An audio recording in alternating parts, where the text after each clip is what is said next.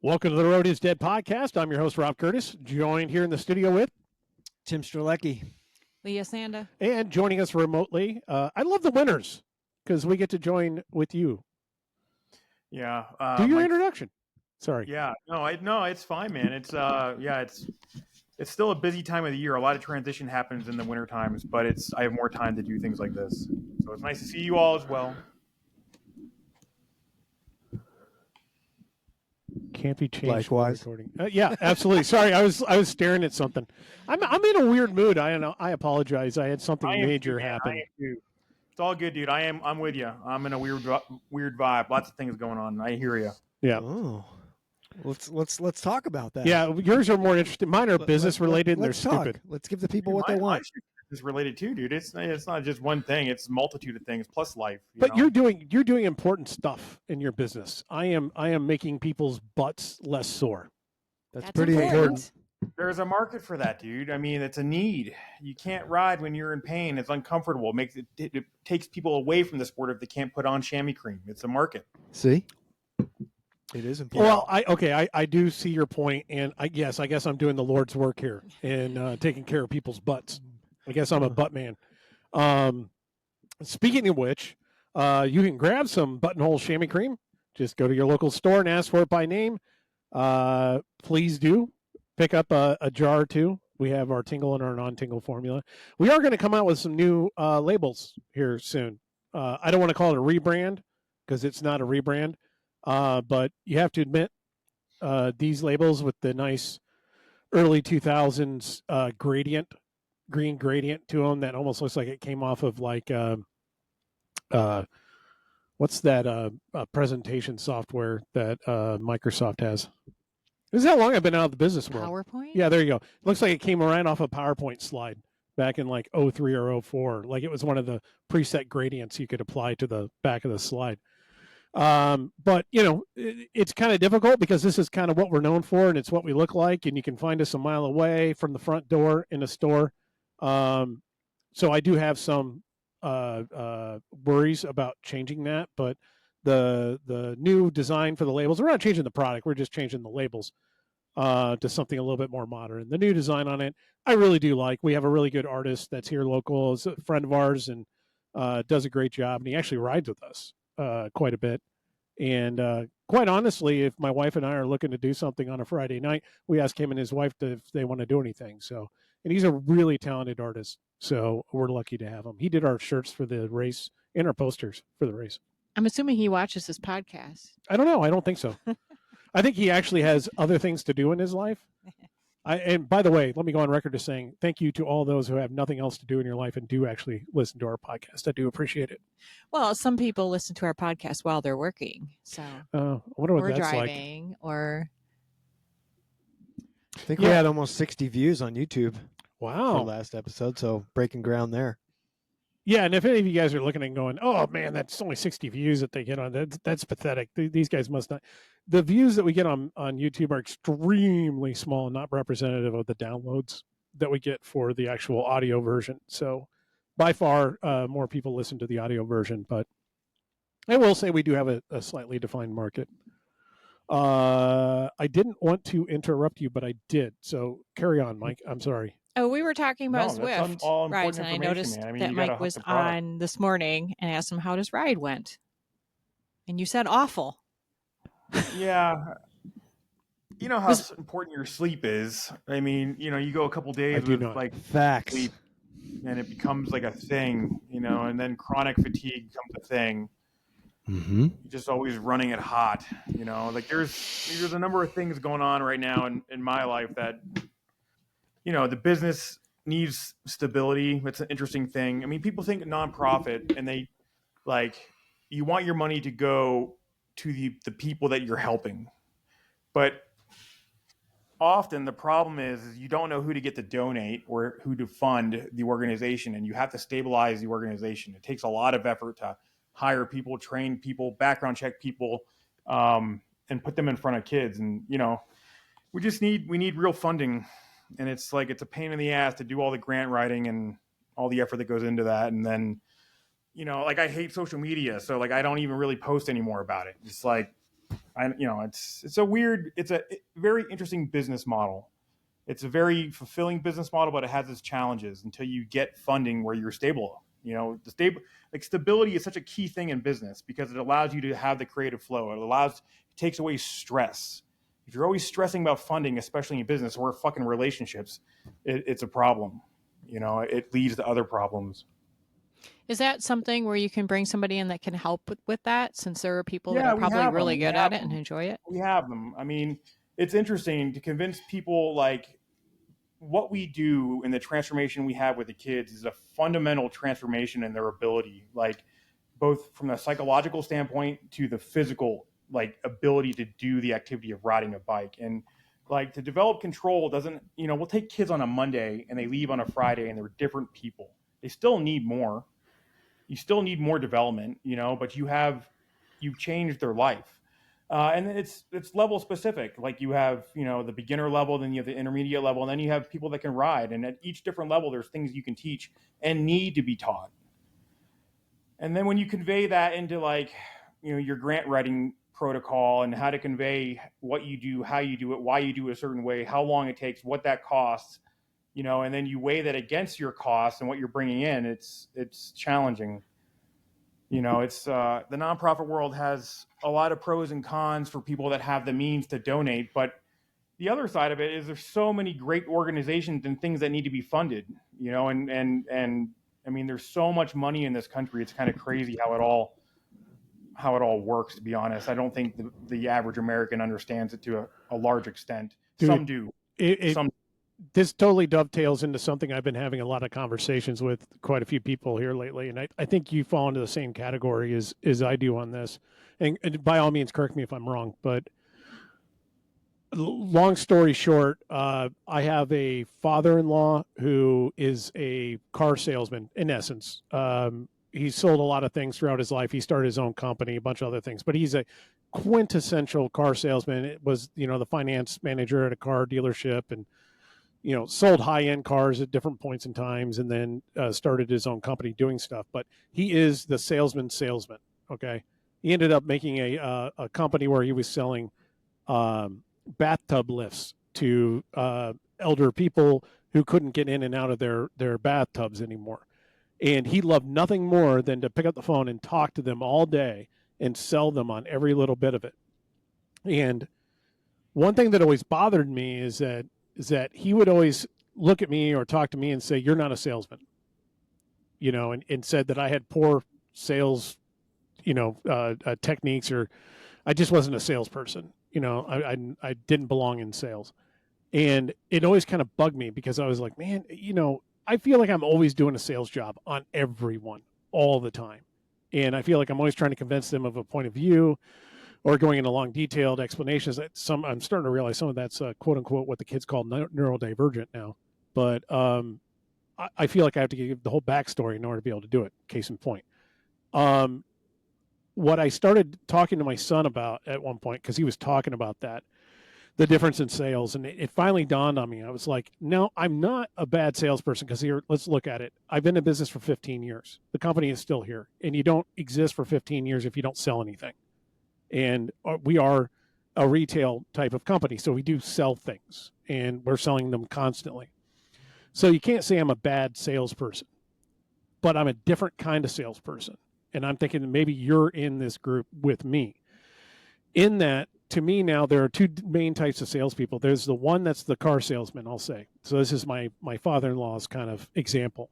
Those in our industry, those are the people that have no problem walking into a major corporation and saying, I have the best opportunity for you. You guys are going to kick yourself if you don't jump on this opportunity. I have the opportunity for you to be the naming sponsor for a bicycle racing team. All it's going to take is a few $100,000, and we're going to put your name all over. And this is going to be on top level elite athletes that are going to compete on multiple continents, in Europe and all of your key markets.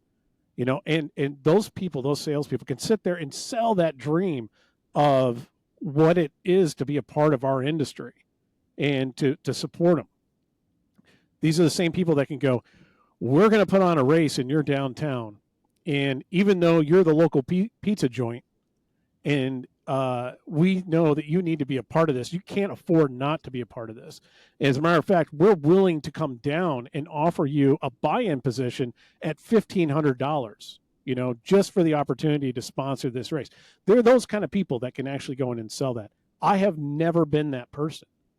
And that's why my races are always run bootstrap. I always do it out of my own pocket. I get the minimum number of sponsors that I have to in order to get something by. And the reason is I can't sell something I don't want to say that I don't believe in, but that I intelligently know there's reasons not to buy into. What I mean by that is I can't go into a sponsor and say, this bike race, if you support it, is going to give you X, Y, and Z in return. What I want to do is I want to look at that business owner and say, this bike race isn't going to give you a goddamn thing in return. The only reason why you're going to give me money is because you believe in bike racing and you want to see good things happen. And I'm going to tell you, if you give me money, I'm going to make good things happen. And then this is kind of where you are. I would do the follow-up and say, there's a lot of other things you can spend your money on, that might give you more of a return for your business. And as a business owner, maybe you need to go and do those things. I'm not here to tell you that, whether you should do A or B. All I'm here to do is tell you that what we're doing, we think is a really good thing. And we believe in it, and we're trying to do the right thing. And we could definitely use your support. Something dawned on me today, though. I was sitting there thinking about it, and because I had another buddy talking about opening a franchise, and we were talking about getting money and financing for that kind of stuff. And it dawned on me that all those people that stepped up over all those years, I know people in different, like with intelligentsia and everything, there were cities that were stepping up with 10 to 15 grand to be able to run one of the races. And they were paying that out of pocket for that race every day. Visitors Bureau up in Crystal Lake was doing that. They did that for years, just dumping that money. And people start to go, what is the return on that 15 grand? There is none. But I got to tell you this. Even those people stepped up and spent it, no one wants to feel bad about what they spent their money on. They will, by nature, always feel good about what they spent their money on. They'll always feel like that was a good purchase. I mean, what you're talking about, though, is also transparency. Because if you're not transparent where the funds are going or how the community is benefiting, why should they continue funding? I mean, we've been, like with the organization, a lot of that has to be transparent, especially as a nonprofit. You want it to be visual so that people can reference it and see it to make, a quality donation. But yeah, we're at a pivotal moment. We've been in business for 11 years and we've come a long ways, but we need funding to continue. It's a pain in the ass, and you can't really, I'm not saying it's not continuing, but you need funding to go past a certain point. For sure. Last year we did 430 kids, 83 of those were full scholarships, free. 430, and each kid takes an average of 15 hours, and that's not just summer camps. Summer camps, they're there for almost 25 hours. That's a lot of time per kid. So when you think about quality of impact, we have it. So anybody who listens to this, if you have some resources or know people who do, would go a long ways, and we are transparent. And it's not only that. I guess what I'm saying is that there are no other options on the table. You know what I mean? You have a great option. You have something you truly believe in, and it's a great program. You deserve that money as much or more than anybody else, and you don't have to be comparative. There's a lot of great organizations to fund those. No, There's a lot see? of people that work. There are. We're not arguing that. Yeah, fair. But it's not part of the discussion. The discussion is, I have a good organization. We need support to help make it go. Your money can go to good things. Yeah. Yeah, it's interesting. Where it started to where it is today is a journey. I mean, so to build on what Mike said, buy yourself some chamois cream. That's cool. Yeah, exactly. But open up your wallet and your checkbook. I know there's a lot of people that do listen to this that are those kind of people that do have access to those kind of funds. It's like real funding. Yeah, no, I know. It all helps. It all helps. I'm not going to undermine that at all. It's all really beneficial, and the team gets excited when we receive that stuff. It's communicated. It's a whole different world, though. That kind of funding that you're talking about. There are people that exist in that world, and it's a nothing to them. You'd be surprised how far $100,000 goes. Oh yeah, you know, and to be honest, like that's not enough, because you need to stabilize. You need $500,000. That's just to stabilize for 2 years, Yeah. right? And to grow the foundation, to continue the grant writing. You know, 500,000 goes a long ways in stabilizing what's here and developing it farther. We're in 7 different communities. From yesterday, it's 5 different communities. I can't remember. You know, it's awesome. Anyways, that's, you know, enough about me. Onwards. You asked me how my ride was this morning. I didn't sleep well. I was sleeping. So I got on, I did a ride, and then I got off. And, you know, I have no shame in that because I just didn't feel good. I jumped into a ride. I hadn't warmed up. My hip started hurting. And it's like you could push through it, or you could just get off. Just got off. Yeah. I get it. Sometimes that's how they roll. I was sitting there last night. I was running an errand last minute to Home Depot right before they closed at like 8:40. But I was wide awake and I went, there's nothing for me to work on when I get home. All I'm going to do is sit and doom scroll. I can't even find anything on TV I want to watch. Why don't I get on the bike? And I said, you know what? Screw it. So I did. I grabbed some bibs. I jumped on and I rode Zwift for like 45 minutes. So sometimes that's a victory. Strelecki really needs to get on it. I invited him to a ride the other day with He me. mentioned that. I mean, it was, you know. I don't have it, nor am I going to pay for it again. I had it for 2+ years. I'm not paying for it again. Can't be more blunt than that. That's fair. I almost feel like finding some team money somewhere and setting up an account for him. Especially when I'm already paying for the system, Wahoo system, which I appreciate way more. Wahoo system is good. And if you're using it, that's awesome. I just think that riding the trainer, and I have undermined you for that because you have mentioned that before, but if you're using your trainer for training, and whether it's the Wahoo system or Zwift, you get so much stronger. Mm-hmm. It's such a useful tool. If I were still racing, I would for sure have been doing Zwift. It would have been controlled, but it's like going to the gym and lifting weights and being cardio at the same time. Yeah. I mean, Zwift is twofold. If you're a competitive cyclist and you want to compete, you can do that. You can do it in any of the races at any of the levels, or you can do it in a structured way by yourself in whatever world you choose, or you can do the system, Wahoo system, which has structure to it as well. It's up to you. Yeah, but if you're good. but you know, comparatively, system's not for the people that want to be, you know, socialites. Or you know, like you go to Zwift for the group rides, the chat, the Discord, the banter, the races, and all that other stuff, that which didn't appeal to me like it did at first. When I had it for the first year and a half, I had it through the pandemic. I got it right before the pandemic hit, and I was all about it, like Zwift all day, every day. I rode it nonsensically, and then it just one day was like, I'm sick of this. Like, I'm sick of the ride-ons. I'm sick of the high fives. I'm sick of the bros. I'm sick of it. I just want to sit and do my thing without all the other shit happening around me. And that's why I went for the system. All the bros, all these all these avatars. Like that's not who I am. 90% of my cycling life, I ride by myself. I don't, in the real world. It is funny to have communication with people. I rather enjoy it, actually. I mean, I asked the group, I was like, you know what annoys me? And I kind of waited for a moment just to let the situation build. And I said, flat earthers. Flat earthers annoy me.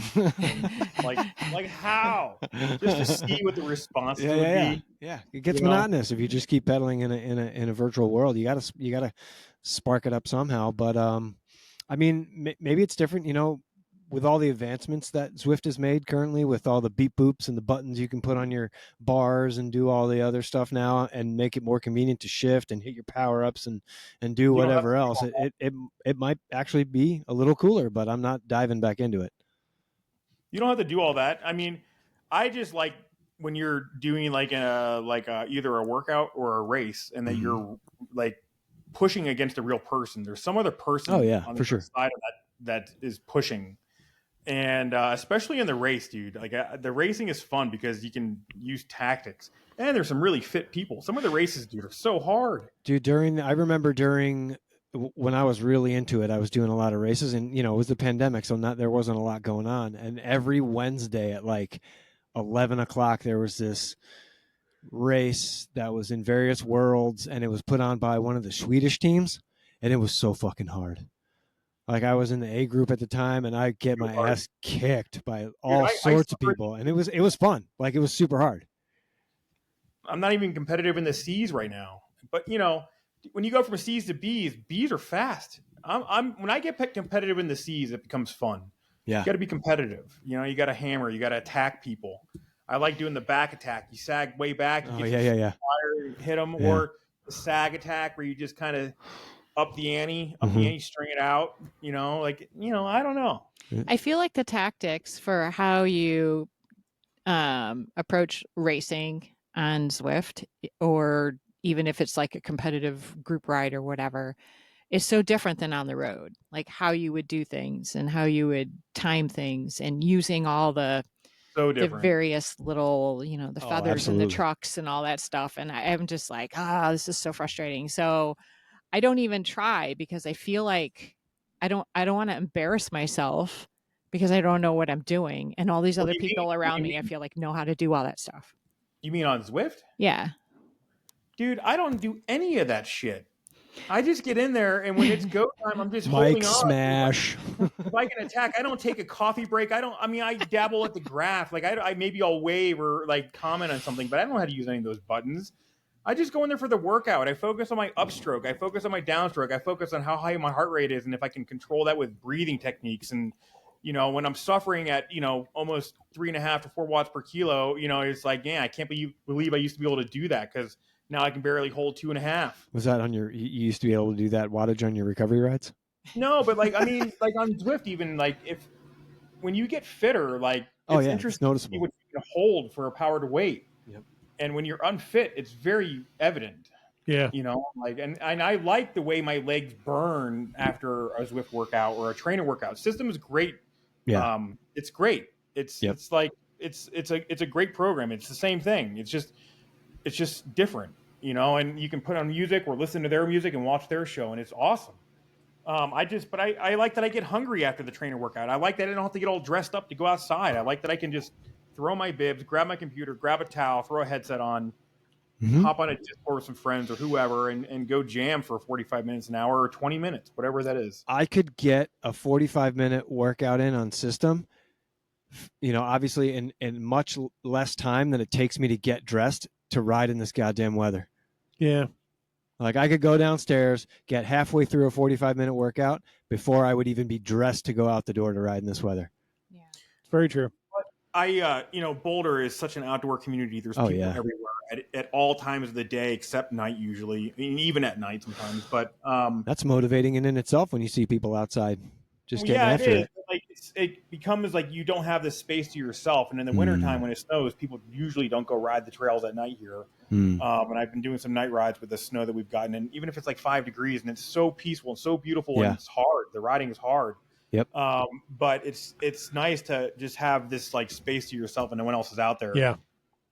I love that kind of riding, and that is definitely my favorite, but it is hard to get ready for it. It's an endeavor. But and I've got enough gear now, and it's fitting right, and I layer it right, and I've kind of figured out my temps and everything, so I really do enjoy it. But what gets old for me, the laundry. Because while I have that gear, I don't have like 3 or 4 of each piece, so it's like a lot of times it means that I do have to come back and I have to wash 15 pieces of clothing and then hang them all out to dry and then hope they're dry for the next time. Yeah. And then I start worrying about wear and tear, because every time you wash it, you're kind of destroying it a little bit. And I start going, well, I don't want to buy a new one of these and I don't want to buy a new one of those. So yeah, I'm to the point this season where I'm kind of like outside one day a week is fine. On the trainer, the rest of the time should be okay. Yeah. I mean, I'm not going out there every day. I mean, what you're speaking to is the cost prohibitiveness of riding bikes, you mean, you have to be a little bit, masochistic to go out in the cold and enjoy it. Like, I had a great time. I had a lot of fun, but you have to be a little bit, you're not crazy. You're not weird. You just got to be willing to go out and do it. It's just a choice. It's a different type of suffering. Yeah, and the Zwift thing, like it's fun to see it translate onto like sustained power through the snow. Yep. Or down the road, on the mountain bike. You're just holding a power that, a month ago without using the trainer as a training tool, I wouldn't have been able to even hold remotely. Yeah, it's way less, way less stochastic than it would be if you were outside trying to do the same thing. I do think, though, Tim, that you would enjoy doing the rides with other guys, like on Zwift. Like, even if you just got a month subscription. You're not giving up. What about my whoosh? I'll start a GoFundMe. Anybody wants to GoFund my Zwift account? What about a month? It's a good investment, and you can turn it off. Yeah. What about my whoosh? I've heard people rave about that, and it's free apparently. I don't know Bush? My whoosh, whoosh, like whoosh? WHOOSH. My Never heard whoosh. of it. It's all over like UAE. I think UAE is a big. They're a big sponsor of UAE. Yeah. Well, what the fuck is it? It's another online platform. Online platform. It's like Ruby. Yeah, I've never used that. Yeah. And I've heard great things about Trainer Road and Ruby as well. I've been thinking about trying Trainer Road, but I don't know that I can get back into just doing interval workouts. That's the system. Zwift is its own thing for sure. It's arcadish by itself. System is, but they all have great assets to it, and I don't know the other programs enough to even comment on them. The funny thing is, I was on Zwift for quite some time, and like I had said, and then I went to the system, and then they had their own virtual world. So I went into that for a while, and I went once or twice, and I was like, "Oh my god, this is so less realistic than Zwift is." Like, you really realize how much time and effort goes into making the Zwift gaming riding experience what it is comparatively when you see it in a different online platform. It was way different, and everything looked like less fluid. The riders looked more stiff. Their equipment was weird, and it was just like coming from a Zwift world and going into that. I was like, oh, and I went on like twice. Are you talking about RGT? Yes. Yeah, they got rid of that. Thank you. Yeah, it's a real bummer they did because, dude, RGT had some badass freaking features, man. They had this program called Magic Road. Yes. GPX file from any ride that you did or any race you did anywhere. If you wanted to ride Tour of Flanders, Paris-Roubaix, whatever race, like you could put it into the computer and it would populate a course based off those factors, the GPS data. I was really looking forward to that. I was like, this sounds really cool, and I never got a chance to experience that. I can't believe they got rid of that. It wasn't adopted well enough by the public because Zwift was easier. People were getting out of it the need that they need in an easier way. That tool, though, man, that's such a powerful tool.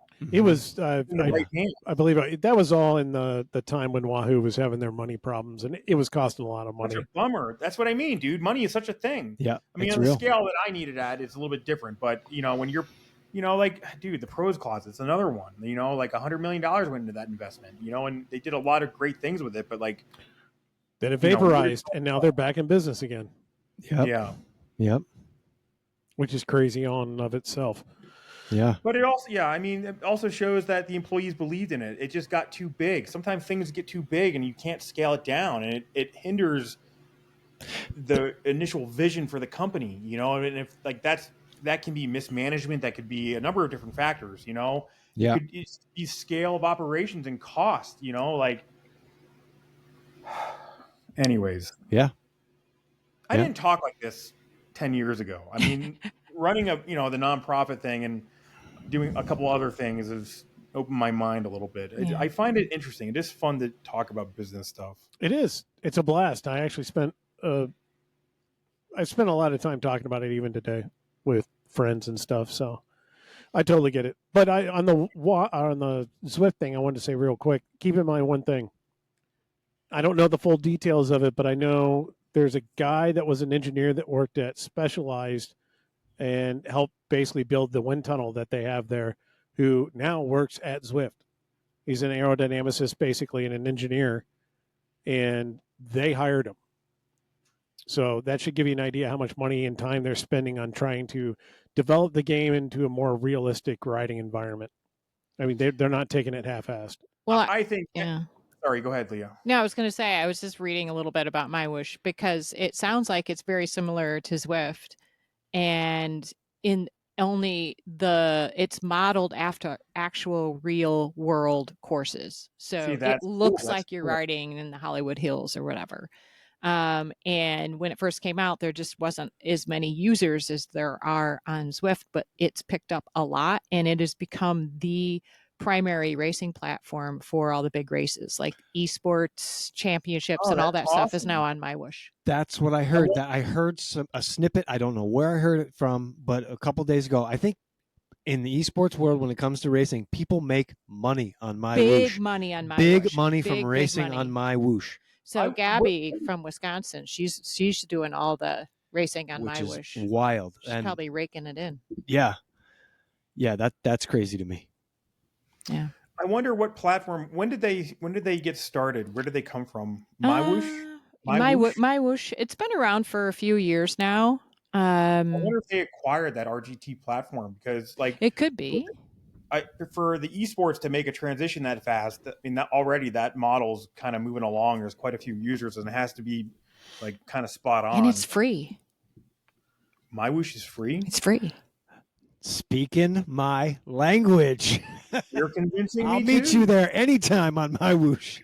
Anytime. I mean, that's interesting. How do they do that? How do they generate revenue? Is there ads? I don't know. Maybe there's ads or something, but I'm curious enough to go check it out just as something different to do, since I'm kind of going bananas riding in the basement so much. Well, we gotta join up. We got to join up. I mean, if you got Zwift, let's get in there and hammer together. It's more fun to be able to ride with someone else. I am usually on between 7 a.m. and 9 a.m. Central Time on Tuesday and Thursday, and then weekends, depending on weather and fat bike riding and stuff. So, I saw you were on this morning just as I had finished my ride. So, yeah, it's a bummer. I mean, I was doing some stuff this morning, but I can always get on. I mean, it would be nice to know when people are on like that, you just join it. Sometimes you got to do your workout. I hopped on the other day because I saw a guy riding I hadn't talked to for years. I got on there, hit my wave button, Tim. And it was annoying because I was just tailing him. He hit the turnaround button. Yeah. There's probably hundreds of times where I wish they had a middle finger button. Yeah. But I rode with Team 2028 has a ride they do every Thursday. I just did it last week and this week, and it's really fun, and it's super social, and everybody's chatty on there. So I did that for the second hour of my workout, just kind of chill and ride zone 2. And it was fun I played around with doing some sprints today, which I've never really done, because I was always kind of I have no idea what I'm doing. I don't know how to sprint on Zwift, but I started one and it went poorly. And then I spent the whole next lap on the course. This is the Richmond course. And so you hit the sprint every lap. And I was like, all right, I think I have an idea I want to try on the next time around. And I did, and I won it. And I was just like, okay, was that a fluke? Let me try going a little bit later on the next one and see if I can still win it. And I did. And I was like, okay. And then it was pretty much the end of the hour, but yeah, it's just fun stuff. MyWhoosh is not RGT. RGT is not MyWhoosh. No, I was just reading up on that as well. Who owns it? It's owned by an Emirati businessman. It started in 2019. Mm-hmm. Yeah. So they made their own platform. Says here in the racing, you can make $1,000. Yep. Well, you guys can. I can't. Here you go, Mike. You can get some serious funding going. You just got to do 500,000 races. I've had some health issues. I think it's related to the imbalance of being a bike rider for so many years. It's interesting. Some damages that have happened over the years it's weird. I don't know if you guys have ever had sciatica before, or nerve pain, but it's a weird thing when it's really flaring up. It's also extremely painful. Yeah. Yep. It's debilitating. Yeah. Yeah. And then I had that iliac artery surgery. So I have all this scar tissue that's built up over the years in my left abdomen. So I was in a chair for a month over the holidays, which was great. I mean, I was super productive, but I don't know. It's gone now. I went to see this woman here in Boulder. She's a magician, dude. I've never gone. A little witch doctor? No, she's a physio. She's a manipulative physio, and you never are you doing anything back there? Did you do anything? But every single time I've left her office, I'm better. within a day. Like there's always a period of like the body's got to settle, but like the pain when I go in versus the pain when I leave after like a day is like very different. I have worked with some people like that it seems like you're really not doing anything, and because some of it's they're doing it on sort of a energy level with some of this No, stuff. it's not like that at all. Like she's pushing on it, but like it's not like it's functional manipulation. Like she like you'll stretch into it, but like she, you know, reads your body and like we're gonna move this, we're gonna break up this scar tissue, and like by doing these maneuvers and doing these steps, like yeah, it's always interesting. So many really different ways. Yeah. Well, if it works, it works. That's all that really matters. Yeah, just keep up whatever you're doing. Scar tissue's terrible. Yeah. Oh, Dude, breaking scar tissue up is terrible. Yeah. Bring you to tears. Yeah. Aren't you like 90% scar tissue at this point? Just on the left just side. Mentally. Just the whole, yeah, well, that's another story. Need to Well, you think about like deep tissue, scar tissue, like when you get road rash, when you crash on a bike, it's not the same. Like you get a keloid maybe if you're unlucky, you know, but you scab up, you heal. But like when you have surgery and you're cutting into tissue, there are other healing factors that take longer periods of time to fully get to the point where it's healed, and also generating scar tissue along the whole path of that healing process. Very in-depth thing. I mean, it's crazy. You can cut yourself open and your body heals itself. Like, anyways. Well, I wouldn't recommend for people to cut themselves we're open. not advocating this on this podcast. Please do not cut yourself open. Don't test this theory. Surgery. We're talking surgery. No, yeah. Well, I remember when I broke my wrist right before the pandemic, and I got surgery to get a plate and screws in there. When I was going through the beginning stages of physical therapy and starting with movement and everything, my physio would take the initial 15 minutes of it to break up the scar tissue, and I legit cried about 5 or 6 times, like tears. It hurts so bad. Scar tissue is terrible. She was breaking it up. I thought she had long fingernails, and I thought she was like, I could have sworn, and like I was wincing with it because it hurt, and I was like, man, cut her fingernails. This is weird, you know. And she's very professional, but some people have longer fingernails, you know. Yeah. And she's like, I bet you feel like it feels like I'm digging my fingernails into you, but she like shows me her fingernails and they're like clean, you know. She's like, what you're feeling is the fibers like breaking apart as I pull apart the scar tissue. It's crazy. It was really interesting. It was exactly what I was feeling. Anyways, you know. Well, so now I want to get on a bike. I've been trying to get on the bike. I could pedal when I was going through it, and I tried to get out there, and that did help too. But you know, when you have a nerve impingement, that nerve pain, or you guys know anybody who has fibromyalgia, anything that's like a chronic pain? My wife's got some bad stuff going on with her back, so I'm aware of it every day. She's got something. Chronic pain is like debilitating in terms of like the psyche, in terms of how you feel daily, in terms of how you sleep. Absolutely.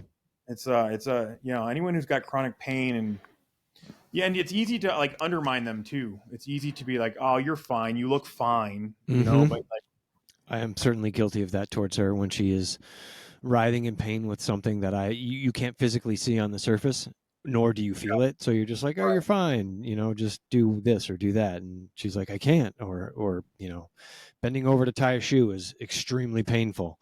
You know, it's like you got to have some sympathy in that regard. Anyways, aren't we a cheerful bunch today? Yeah. Sorry. It's factual information, though. I mean, no, it's of course. You know, nothing what we've said is actually. I think it's been a great podcast so far. It's been informative. Definitely. I mean, you know, from exercise to all kinds of things. But, well, we're coming up to cover some really quick local things. I actually gave up being the ICA president lately, so I no longer officially work for USA Cycling in any way, shape, or form. Is that good for you? I don't know. That's a good question. I think it's kind of good for me. I think that this is something that if I had done earlier, I don't know that I would have been very happy about it. I don't think my ego could have handled it, you know. Maybe that's mature for me to say, but now I don't see any problem with it. It will be good for you if you don't let it suck you back in. No, it won't. These guys are pretty capable. I do say guys because they are guys, but we've got, it's kind of a generational turnover at this point, which I think is kind of cool. We're at this point where we used to see it a lot in cycling at the grassroots level. It seemed like there was always a lot of people that wanted to get involved and wanted to, make improvements and change things and whatever. And I was one of those people at one point. Not to say that I don't want to make changes, but you know what I mean. And idealistic, young, whatever. I know the solution, that kind of guy. And a lot of us jumped in and did come up with a lot of solutions through a lot of that kind of stuff. But no matter what your intentions are, you're going to become static in it. It's just a matter of time.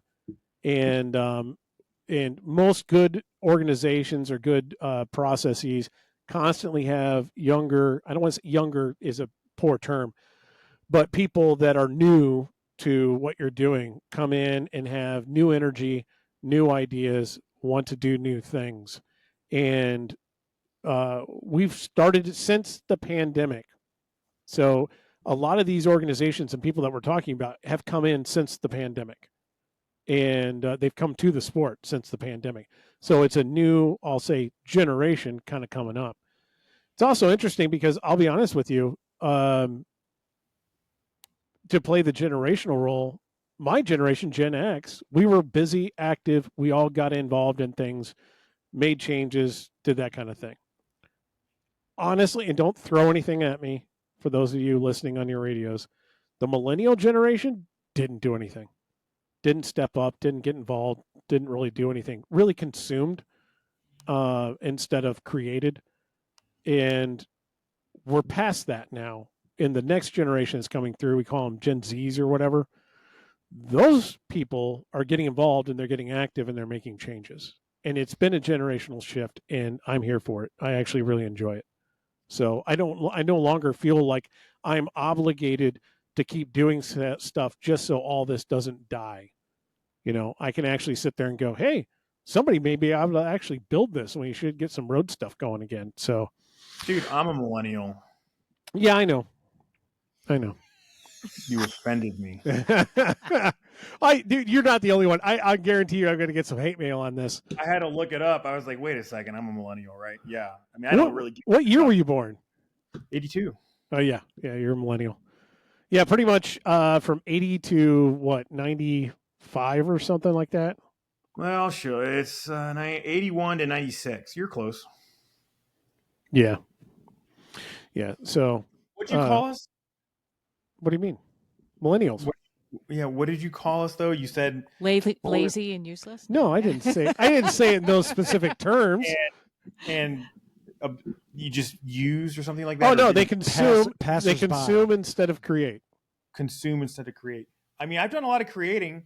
I don't know if I don't think I can stand by this statement, Rob. Well, you're an outlier in your generation. I appreciate that. What generation are you? I'm an X. I'm an X. She's an X. He's an X. We're all X. Look up Extreme. Yeah, X is for extreme. Wait, what are you? What is Tim? He's an X. You're an X? Okay. He's younger than me, but only by like a year. That's true. I'm an expert. I barely make it into the X. I'm almost. No, you're not. You're like almost smack down in the middle. I'm almost old enough to be in the boomer. No, you're not. Yeah. Look at the dates. No, 65 is when it starts. I know. You were And years I'm past 67. 65. 2 years.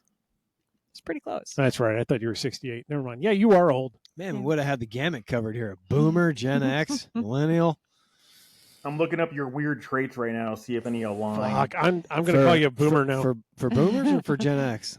Gen X. Oh, yeah. I'm sure there's a laundry list. Dude, we are a weird group. Gen X is the forgotten generation. We're the ones that whenever they make lists of generations, they always tend to forget to put Gen X in. We're called Gen X because we were basically the first generation that was raised with like computers. We went from everything was manual, everything was analog to digital during our childhood. Yep. We had all these promises of we were going to inherit the world and take it over from basically the boomers, old boomers, and early and late silent generation. we were going to inherit the world from them, and we were going to take it to all new places. And then we were the first generation that was quote unquote denied the American dream. So we're the first generation that is living below the standard where our parents lived. So, and we're also reversing a lot of trends. Millennials get a lot of credit for a lot of that, but the reality is they're not old enough to get the credit for it. So yeah, no, I'm not. Millennials are not perfect. There is no perfect. Oh no, millennials are probably about as far from perfect as possible. If I have to be honest. No, but I mean, our music was better. We were the 80s. Gen X was the 80s, you know. I don't know who I identify with. We were kids in the 80s. So we grew up in the 80s cusp, generation. Dude. I'm on the cusp. 82 is close to 81. Yeah. You know, close. Yeah, you were barely speaking, and it was the 90s. You're a millennial with a Gen X mindset. Yeah. Yeah, those are actually called, that is true, and that is a thing. Those are called Zennials. So, yes. You know, okay, so when we went to lunch after the fat bike ride the other day, we were sitting there talking to Michael that was on the ride. Michael, okay. How do you say his last DiPiero? Right. Yeah. He is a structural engineer. Interesting. And so we were sitting there talking, and he started asking me about like if I was familiar with this software or that software. And I was like, dude, when I started work as an engineer, I was first introduced to, here is Windows 3.1. Yep. Let's learn how to make a spreadsheet. We did everything by hand. All calculations were done by hand. Everything was on hand. This is a woman who spent her days over a drafting table. Yes. With actual pencil on vellum. Yes. With her ashtray sitting there. Yes. Well, so, that was summer jobs. But as an engineer, we didn't design anything with computers when I first started. So my son likes to point out that I always say college was the best damn decade of my life. I was around college. I wasn't in college the entire time, and it wasn't a decade. It was like 8 years. I spent enough time in the college environment that when I came in, my early years, I was looking for a used drafting table, and I took mechanical drawing. I had to draw by hand. And then the last 3 weeks of the class or 4 weeks of the class, we got introduced to AutoCAD, and we started doing some CAD work, but you're probably not going to have to do a lot of that because, you know, it's extremely expensive and most companies don't have it. So don't worry about it too much. Fast forward to, by the time I was leaving, I was in finite element analysis in my last year that I was there. And we had a guy that had graduated and moved on come back and talk to the class because he had liked it and was good touch with the professor or whatever.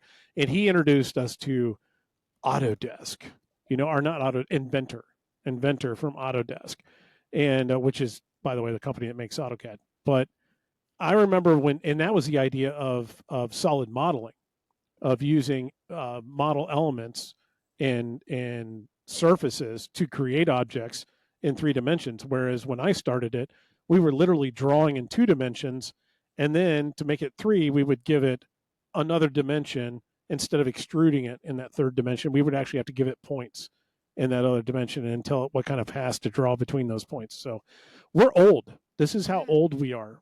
And nowadays, you don't have to do any of that. My kids, I got to be honest with you, we have a 3D printer sitting at home. We used to have it in the shop. It's at home because the kids want to use it more than I want to use it, because really the only useful things you can do with it is make little figurines, and who gives a shit. They now, though, when I come up with an idea and I actually want to get it printed, I couldn't design it to save my life. I know that there's probably 1,000 places I could go to get it done. I can teach myself. I don't want to, and it just seems like a big pain in the ass. I draw it on paper. I hand it to my 12-year-old, and he goes, fine. Goes out, click, click, click, click, click, click, click, here. And we download it. We put it in the 3D printer and hit print, and there I have my part. So he's doing 3-dimensional modeling off of freeware that he's finding on the internet, and it takes him 5 seconds. So the way object-oriented programming that they're using and how they design things is just, it's awesome, but it eliminates 90% of the overhead work that we had to do coming up. Not a bad thing. It's a great thing for efficiencies and for production and being able to get your ideas into reality a lot quicker. But at the same time, that leaves us sitting there going, get off our lawn. We used to have to sit there for 40 hours and doing this and that. When we had to render a 3D model, you would press a button and then you would tape a sign onto the computer, because you had to do it in the lab because those are the only computers that were powerful enough. You had to tape a sign onto it saying, rendering, here is my student ID number. Come get me if there's a problem.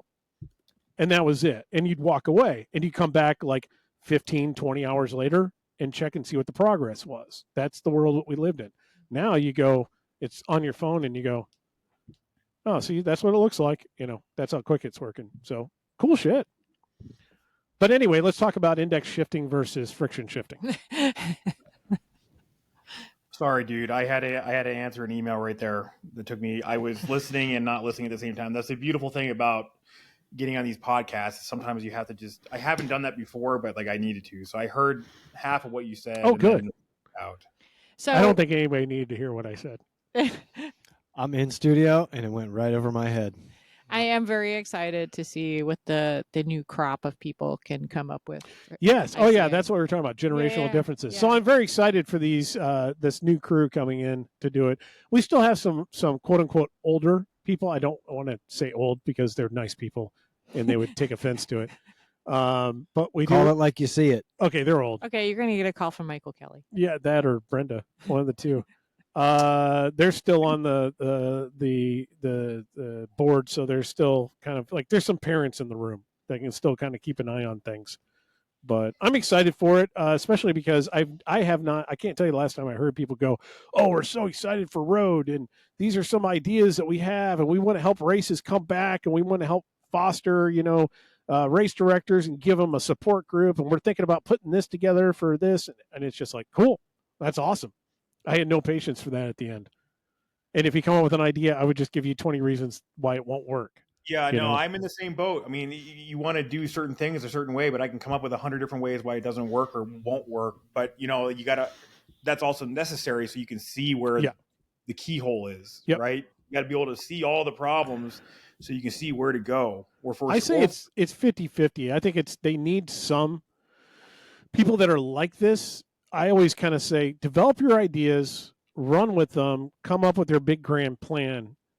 But the last minute, maybe pick up a phone and run it by somebody like me or somebody else, in that kind of a position that can sit there and go, hey, let me sit here and try to ask you 50 questions and see if you've thought of this stuff. The other thing that you were talking about with that new board that you stepped away from and you're currently getting people saying this to you, but they want to do all these things to bring racing back. This is the new board. Yeah, they're already saying that. I mean, I think people underestimate the amount of work that goes into it. Oh, for sure. And also, the bandwidth that takes. Absolutely. There's a reason why a lot of us leave it at some point. You get burned out. But the good thing is, though, they're already doing stuff and they've only been in for one day. That is great. Go for it. They did mention they're apparently going to do something with teams, some sort of team competition or something. They're introducing all the various teams within Illinois. But it sounded like they were going to put together, add a team element to the Illinois Cup, in essence. Don't take me literally. I've heard a little bit about that, but I don't have the details yet. But the only thing that I instantly thought of, and he can vouch for this because we were packing butt cream. And I sat there and I thought to myself, and I was like, that's cool. And I actually sent this over to the new president. I said, if you guys are going to be doing this, you might want to take 5 minutes and go look up something called Pave Liga. Please don't go into the explanation again. I'm not. No, we've actually covered Pave Liga on this podcast. Well, maybe they'll come up with a new twist, and maybe there'll be more excitement for I doing hope so. something. Yeah, no, we'll see. More power to them. So I'm looking forward to it. New stuff is always cool, and I'm at that age where I was wanting to come up with the new stuff, and I wanted to be involved in everything. Then I got to the point where I didn't want to get involved in any new stuff if it wasn't my idea. If it was somebody else's idea, then it's not going to work, and screw them. And, that would be nice. And that was probably a little bit of jealousy or something. And now I'm to the point where I'm like, cool. Hey, if it works, it works. I'll I'll be there just because I'm at everything. If I can help, let me know. I'm developing and growing. I'm a growing boy. Everybody is. Change, you can't control it. You just go around the sun. Time's such a strange construct. It's a very interesting thing. Yeah. Oh, but let's bring it back to bikes very quickly and everything. Yeah. Only because I was just thinking about that. I guess we were talking about bikes, but every time we have a pause, I think to myself, so what is better, index or friction? I'm thinking about components. I don't want to ruffle feathers with this, but we had the CCC party a couple weeks back, and which was cool. So that's the end of the year party for the Chicago Cross Cup. We had it at the Specialized anchor store, I don't know what they call it, flagship store down in downtown Chicago. I call that area downtown. I know people in Chicago won't call it that, but Fulton Market, whatever.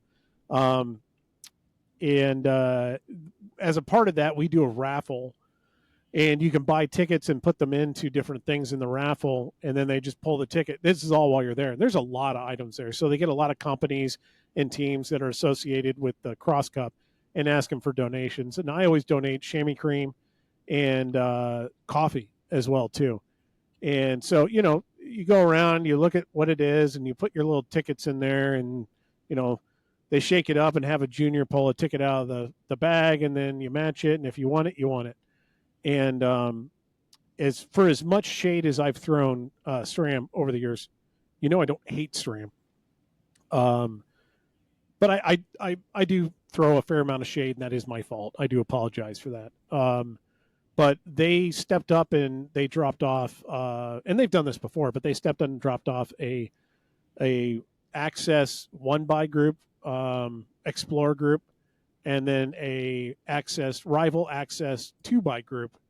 And then they also put some gravel forks up there, suspension forks, which I thought were pretty cool. And I got to be honest, I've always put my tickets in for those because it's like, I wouldn't mind, doing that. I can't really afford the groups. I work in the industry. I can't afford the groups on my own. So if I happen to get one of those, then who knows? Maybe I can build something around it. I ended up winning one of the rival Access 2 groups. And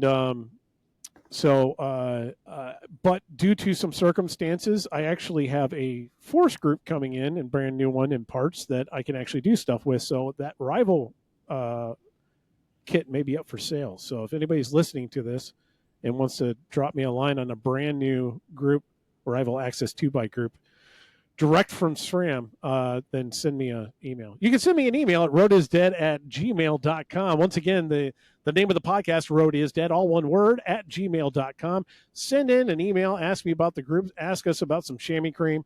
Ask us questions about the podcast. Tell us topics you want us to cover in future episodes. Sorry, that was my one aside. Oh, I also won some stuff from Shimano. Yeah, I know. Guess what I won? What? Nothing. Oh, yeah.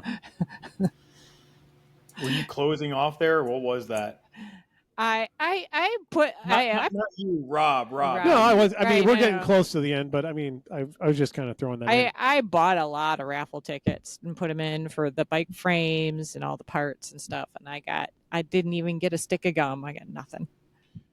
Because you bought so many, I went and I bought a lot more at the last minute for the frame, and of course I didn't get it, but I spent a lot on those things. So a lot of money went to the CCC for its adventures in the next few years, which is a good thing. Everybody always looks at the CCC as being like a heavily funded organization or it's got money coming out of its eyeballs.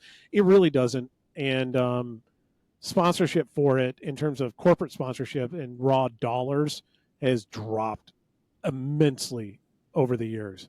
But we keep going. And it keeps going, and it keeps getting bigger, in my opinion, and it's a little bit better too. So, making a go of it. So part of its success is, in my opinion, doing this as a fundraiser at the end of the year. I think is a really good move, and I like it. I enjoy it. It reminds me, Rob, I got to talk to you about something off podcast though. Yeah, no, you shouldn't be that color. Also, it's not supposed to burn. What's that? Oh no, yeah, no, different subject matter. Oh, okay. Unless it's Tingle. All right. How about just a quick run? Who's got fun stuff coming up? Mike, you got anything fun stuff coming up? Yeah, we have a after-school STEM program starting next week. I've got kids in a classroom environment talking about the science of the bicycle and the world around us. That'll be fun. What day is today? Today's Thursday. So I've got my own podcast thing starting tonight, which we're going to hit a recording on. It's a newish development that I'm roping myself into, but it's needed. Rob, I have some other questions for you on this I one. was going to say, are you going to plug it? Yeah. Elaborate. Come on. Are you guys into the stock market at all? Oh, I'm out. I'll say no. There's this, I hurt my back over winter, and I trade a little bit from my phone. I find it fun. It's a very interesting game. It's a game. The stock market's a game. And when you start understanding the rules and what's possible and what you're playing in, and you do your due diligence, it can be a lucrative game. Now, I'm not making millions of dollars, but I have made more than I've lost. And I enjoy that addictiveness of that, but a lot of real things happening. It's a real game. It's not all just a game. Like there's real money, real players, real companies, real employees, real lives. And Swift. There's this stock that's been super manipulated over the last 9 years. And they have their capstone drug coming out pending FDA approval in August. Is it a dick pill? What? Is it a what? I never mind. No, it's a medication to help people with fibromyalgia. I mentioned that earlier, the sleep thing. And I think it's been heavily manipulated in the sense that it's been driven down, and then the company, the way a company uses the stock market to generate revenue for the company is a couple different ways. You don't just the money you invest in the stock doesn't just go to the company. They have to turn it around and use it as equity, or dilute and sell shares. There's a number of different ways, but it's just the right time. The timing is right. They're at risk of being delisted right now, but every indicator that I have spent the last month on is very positive for not being delisted. And if it does that, the stock's going to skyrocket. And then you have to think about the FDA approval. And there's a couple other things in there, like a reverse split that could happen. But I mean, it's a good time to buy, and it's cheap. It's a cheap stock. So if you want to play a game and you want to go on Friedman's due diligence, TNXP is the ticker symbol. And is this what your podcast is about, investing? Well, there's a need. So part of the manipulation, you go to these, there's a lot of stuff out there that's public information, right? And you have access to this public information, but a vast amount of people do not do the research. They don't have time. They don't understand it. They don't take the time to dig into understand it. And because I was in a chair for the past month, I spent nearly every day, because I started playing it, and then I invested a little bit more, and then sold out of another stock and invested a little bit more. So I'm in it. I'm bullish. I believe in what the company's doing. But in that time frame, I wanted to understand what happened to the company, that a lot of people got burned. A lot of people got burned on the investment over the years, and it takes time to take a drug that's to develop that drug all the way through the clinical trials to get it to this point. So the timing is different than all the other times that they've had these financial struggles. And part of that financial struggle is the manipulation that was going on, the naked short selling that was taking place, the driving the share price down through psychological manipulation through these different online forums. It's a fascinating thing. But you go to Stock Twitch or Reddit or wherever, and it's people will take a position and be bearish on a stock, and they might be shorting that stock. And shorting is a different position than going long on a stock. You're either invested with shares you bought in, or you're taking a position that you think is going to go down. So you buy, you borrow shares, and then you make on the way down. But the institutional investing is a very interesting, it's a very different game. And I saw it play out this week, and it blew my mind, the algorithmic trading, the constant downward pressure. And one of these hedge funds that got into this company was in this company in 2017 to 2021, and they got caught naked short selling in this time frame. So this game has been played against this company for a while, and there was a number of reasons why they're financial. Like if you look at their chart, it doesn't make any sense. It looks like a bad investment, but if you do the digging and you look at what's happening and what's coming and what the potential is, it's not financial advice, but I think it's a good time to invest in it, or at least play the game, because if they get past delistment and it goes to FDA approval, it's going to go from like 30 cents a share to $5, $10 a share. All right, I want to throw the disclaimer in that none of us are qualified to make any assertion Nope, or give financial any advice in any way, shape, or form, financially, medically, or any otherwise. To be honest with you, I'm not even sure if I can give mechanical cycling advice. I mean, that's 100% true. I mean, you're taking a risk, but I mean, the audience is there, the patents are there, it's an interesting, nice. Interesting thing. So is it a short podcast, just a few episodes, or are you guys going to do a regular thing, or is it more than just you? Or so I reached out to a guy in StockTwits. I've been asking people because the problem with these social, there's a couple of different things. Like these hedge funds will hire these guys to come on to these forums and bash the stock. They want to psychologically drive this information into people to get the weak hands to sell, to get people to sell. If you're in the stock, you want to create fear, and then when it's bullish, they'll switch and they'll become like fear of missing out. They'll pump the stock. It's a very interesting game. And something I hadn't seen in a stock before until this particular stock. But yeah, anyways, it's not a financial advice. You'll look at, if anyone looks at the fundamentals of it or the technicals of it, you'll, at least on the surface, on the whipped cream surface of it, you'll think no way. But if you dig in, you'll see more. Interesting. All right. Yeah. So that's what. Anything fun? Oh, I'm sorry. You asked me the question about the podcast. Yeah. Dude, more information is needed. People need something to listen to like this. Like there's a audience out there. You put messages in these Reddit forums, on these StockTwit forums, and they're gone. Yeah. You just need something to listen to. I have no idea what's going to happen. It's just something that I'm going to try to do because I don't have enough kudos on Reddit to post anything. So. Me neither. Me neither. That's why I don't even bother. It kills me though to sit there and watch like some of these forums on bike stuff where you're like, actually, and then you just kind of go, oh, whatever. They can figure it out on their own. Yeah. Now, hopefully people don't think I'm an idiot after pitching that, but I don't. I mean, I believe in it. You can tell me I'm an idiot, but after all the data, I would never tell you you're an idiot. No, I've talked to a number of people. It's funny to talk to people that you consider that you hold in revere with financial information or understanding of the stock market or understanding an area that you can trade in, because they're all different. You can trade I got people for that. Yeah. Yeah, but sometimes you start talking about another area that you're trading in, and they don't understand some of the terms you're throwing around. And it's interesting to have conversations with people because they might be specifically targeting commodities or options or something else, and then they're not doing stocks, and stocks are risky, what this guy's taking is a much more controlled approach for the risk, but it's also risky too. So yeah, it's just interesting. It's fun to have gained more knowledge from being invested in one particular stock and then digging in and understanding why shit happened and then, questioning if I still believe in it. And then, yeah, it's just been a month of learning for me. Nice. Well, Leah, you got anything coming up? And going to Florida next week to ride my bike. Yeah, you suck. Sorry. Tim, anything? Same old shit. I guess I'm the same. We've got a swap meet coming up locally, Chicago Winter Bike Swap. February 8th. I'll be back by then.